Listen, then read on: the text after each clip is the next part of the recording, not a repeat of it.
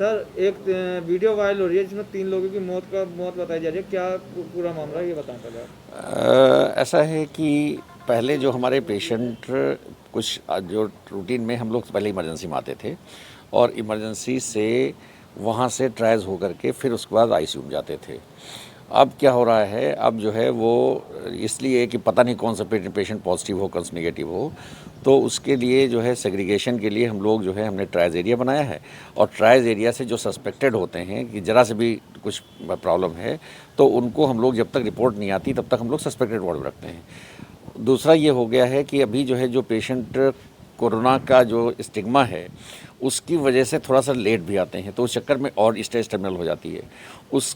उसमें क्या हो रहा है कि पेशेंट बहुत सीरियस आ रहे हैं और सस्पेक्टेड वार्ड में जाते हैं और कई बार ऐसा होता है कि रिपोर्ट तब तक नहीं आ पाती क्योंकि लैब के ऊपर भी बहुत ज़्यादा लोड है, तो रिपोर्ट आने से पहले ही कई बार डेथ हो जाती है।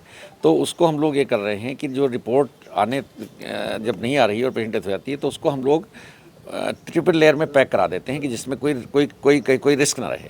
और अगर निगेटिव रिपोर्ट आ जाती है तो फिर हम लोग रूटीन में जैसे हम लोग डिस्पोज पेशेंट को उनके रिलेटिव्स के हवाले कर देते हैं और अगर पॉजिटिव आती है तो फिर प्रॉपरली जो प्रोटोकॉल है पुलिस के हिसाब से पुलिस के साथ वैसे करके भेजते हैं। तो इस तरह से करके कल जो बात हुई थी, कल जो है उसमें 2 पेशेंट ऐसे थे जिनकी रिपोर्ट बाद में निगेटिव आई, उनकी डेथ हो चुकी थी, तो उनको हम लोगों ने आज उनको रिलेटिव सौंप दिया। और जो एक पेशेंट थे उनकी रिपोर्ट आज पॉजिटिव आई, तो इसलिए उनको उनके जो प्रोटोकॉल के हिसाब से उनको सौंपा जाएगा। डॉक्टर साहब, उस वीडियो के अंदर लगातार ये बोल रहा है कि 1 हफ्ते से ये पेशेंट घर से बार आ रहा है। प्यारेलाल भी गया, केएमसी भी गया, मेडिकल भी गया, लेकिन उसे एडमिट नहीं करा गया। उसे बुखार की दवाई देकर टरखा दिया गया। रात को 1:30 बजे वो अपने घर भी पैदल वापस गया है रिजबन में। देखिए, ये तो मुझे नहीं मालूम है। मुझे ये मालूम है कि अभी पेशेंट हमारे पास जब आया था और उसी दौरान जब वहाँ दिखाने आया था उसी दौरान उसको फालिस का अटैक पड़ा और हम लोगों ने उसको तुरंत भर्ती किया। और तुरंत भर्ती करने के बाद 6 बजे करीब, परसों की बात है, परसों शाम को 6 बजे भर्ती हुआ था और उसके बाद हम लोगों ने उसका प्रॉपर इलाज शुरू किया। लेकिन उसमें जो लगता है कि उसमें जो ब्लड का जो हमको बताया गया है, डॉक्टर आर्या आपको ज़्यादा अच्छा बता पाएंगे जो मेडिसिन के हेड हैं, कि उनमें जो है ब्लड जो हाइपरटेंशन बहुत ज़्यादा था, ब्लड प्रेशर बहुत ज़्यादा था, उसकी वजह से शायद इनको ब्रेन में हेमरेज हुआ है और हेमरेज की वजह से इनकी जो है वो डेथ हुई है। सर जनरली तौर पे टेस्ट रिपोर्ट आने में कितना टाइम लगता है? ऐसा है कि टेस्ट रिपोर्ट आने के लिए डिपेंड करता है कि हमारे पास जो कि लैब में कितना काम है, क्योंकि हमारे पास पहले 10 डिस्ट्रिक्ट के आ रहे हैं और अब 5 डिस्ट्रिक्ट के आ रहे हैं, लेकिन फिर भी लोड कम नहीं हो रहा है क्योंकि सैंपल का नंबर बहुत बढ़ गया है। एवरेज हमारी जो कैपेसिटी है वो 200 से 250 तक 250 तक की कैपेसिटी है, लेकिन हम लोग एवरी डे 438 415 ऐसे रोज़ कर रहे हैं टेस्ट। तो उसके आने में लगभग 24 घंटे लग जाते हैं, लेकिन फिर भी हम लोगों ने कभी एक तरीका निकाला है। एक हमारे पास जीन एक्सपर्ट करके मशीन नई आ गई है जिसमें हम लोग सोचते हैं कि उसमें थोड़ा सा जल्दी रिपोर्ट आ जाती है, लेकिन वही प्रॉब्लम है कि लोग भी उतने ही हैं काम करने वाले और ये सारी परेशानियां हैं। लेकिन फिर भी हमने लैब के जो हमारे माइक्रोलॉजी के हेड हैं उनको मैंने कहा है कि आप जो है जो भी पेशेंट इस तरह के हों, लेकिन उसकी भी लिमिट है। उन्होंने कहा कि एक बार में मैक्सिमम उसमें 4 सैंपल ही लग सकते हैं। दूसरा ये उसकी किट बहुत ही प्रेसियस है। टोटल हमको 150 उसकी किट मिली हैं और आगे कितनी मिलेंगी नहीं मिलेंगी ये भी पता नहीं है, इसलिए हम लोग उसको बहुत जुडिशियसली यूज़ कर रहे हैं। और हम लोग कोशिश ये करेंगे कि जो पेशेंट आज हम लोगों ने एक नया मीटिंग किया है, मीटिंग एक और अभी हम करने जा रहे हैं जिसमें इस फंक्शनिंग को और थोड़ा कैसे स्मूथ बनाया जाए उसके बारे में विचार कर रहे हैं। क्योंकि प्रॉब्लम यह है कि कोई भी पॉजिटिव पेशेंट किसी भी तरह से अगर गलती से हमारे अनजान में अगर हमारी इमरजेंसी पहुंच गया तो हमारी इमरजेंसी बंद हो जाएगी, जो कि पूरे शहर के लिए बहुत बड़ी त्रासदी हो जाएगी। इसलिए हम लोग एक चीज़ फूक के कदम रख रहे हैं, एक फूक के कदम रख रहे हैं।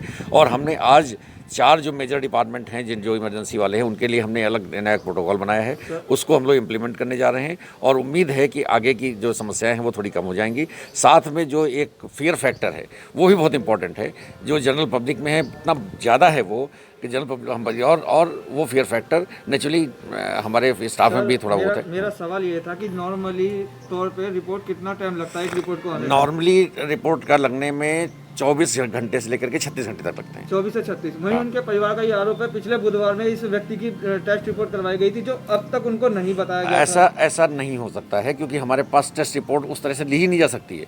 पर टेस्ट रिपोर्ट लेने का, टेस्ट करने का केवल 2 ही तरीके हैं। या तो हमारे पास जो है जो सैंपल है वो हमारे कोई सीएमओ के यहाँ से आता है, या फिर हमारा पेशेंट एडमिट होता है तभी सैंपल निकला जा सकता है, और कोई तरीका है ही नहीं सैंपल ये लेने जो का। मृतक हुए हैं, क्या ये पॉजिटिव हैं? ये पॉजिटिव है। अब तक मेरठ में कोरोना से होने वाली मौतों का आंकड़ा क्या है? इनको मिलाते हुए अब पूरी हमारी 5 डेथ हो गई है। डॉक्टर साहब, जैसा कि उस वीडियो के अंदर क्लियर कहा गया है कि स्वास्थ्य विभाग की खामियां हैं, तो उन्होंने एडमिट नहीं करा, इसके ऊपर क्या कहना है? अब देखिए, इसके बारे में मैं कोई कमेंट नहीं करूंगा, इसके बारे में कोई कमेंट नहीं करूंगा, क्योंकि वहीं दूसरी ओर रजवन से एक पॉजिटिव महिला आई थी, जिसके बाद में न्यू बॉर्न बेबी हुआ था, उसका भी बच्चे का बिना टेस्ट के परिवार को सौंपा गया। वो कितनी लापरवाही थी? देखिए, ये बताइए मेडिकल कॉलेज में कोई चीज़ बगैर प्रोटोकॉल, यहाँ तो पढ़ाई काम होती होता है, तो यहाँ पे बगैर प्रोटोकॉल कैसे चला जाएगा? 34 पेज की हमारे पास प्रोटोकॉल, हमसे आप ले लीजिए, मैं आपको दिखाता हूँ, पढ़ा के दिखाता हूँ। जो किया गया 100% प्रोटोकॉल के हिसाब से किया गया है, क्योंकि ये हम नहीं कर सकते हैं कि बच्चे को हम पॉजिटिव मदद पा रखते हैं, ये नहीं हो सकता है, इट इज़ नॉट पॉसिबल। उसमें जो है, जो प्रोटोकॉल है उसमें ये क्लियर कट है कि अगर उसको उसके ऊपर मरीज पेशेंट का सीजर हुआ है, सीजर वाली मदर कैसे अपने बच्चे को संभालेगी जिसका ऑपरेशन हुआ है? तो इसलिए उसमें ये जो प्रोटोकॉल है, बिल्कुल क्लियर प्रोटोकॉल ये कह रहा है कि बच्चे को उसके फादर या जो निगेटिव पर्सन है, उसको उसके फादर निगेटिव आ चुके थे, उनको दिया गया। ये पेशेंट कहाँ से आया था, अब क्या नाम था जो एक्सपायर हुआ? मुझे पहले ये बात पूरी कर लेनी चाहिए। तो उसके लिए हम लोगों ने प्रॉपर किया, और उसके लिए जो प्रोटोकॉल है कि जो है 5 से 7 दिन के अंदर के बाद उस बच्चे का, उसके जो जिसके साथ रह रहा, दोनों का सैंपल होगा, तो उस सैंपल के हिसाब से फिर आगे का प्रक्रिया की जाएगी। वैसे पेशेंट का क्या नाम था, कहाँ से एडमिट हुआ था यहाँ? कौन सा? ये शायद दाल मंडी का पेशेंट है, विजय कुमार नाम है इनका, विजय कुमार गर्ग नाम है, 66 साल की उम्र है। तो अब क्या इनकी रिपोर्ट क्या पॉजिटिव आई? इनकी रिपोर्ट पॉजिटिव आई है। सर, मरने का कारण क्या है? Cerebrovascular accident. Thank you.